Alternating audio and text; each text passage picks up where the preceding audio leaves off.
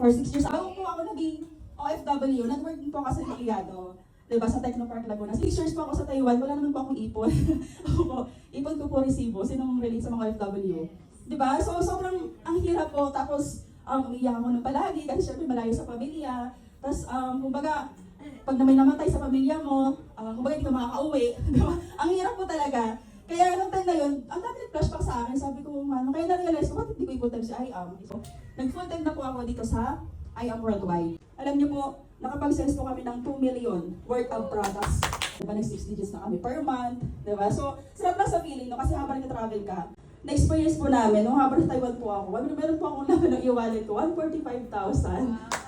Sarap pala sa feeling, no, na makakapag-share ka ng negosyo sa mga OFW, diba? Tapos sila din, kukita na rin sila. So, yun po yung sa mga goal ko din na sila din mapauwi ng Pilipinas. And mostly, marami na po akong mga napasali na OFW na ngayon for good na may sasakyan na rin sila.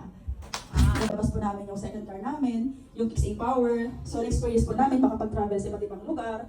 Mapuntahan yung mga leaders po namin. So, pre-staycation po siya ng mga top mentors po natin sa MVP. Ang daming free kaya yung worldwide, nakinig po natin yung Taiwan, Japan, Hong Kong. Ayan, so ito po yung mga travel natin. Pag-build natin ng network, no, 1.3 billion. Okay na po ba? Sobrang thankful pa ako kasi sabi ko nga, ilang years pa ako sa pagiging OFW, hindi ko naranasan yung mga ganito. Sobrang ang laki ng changes talaga. Kaya nga, ang IAM World, life-changing opportunity, diba? So, kaya kung bago ka ngayon, no, gusto mong mabago yung buhay mo, hatawin mo sa IAM Worldwide.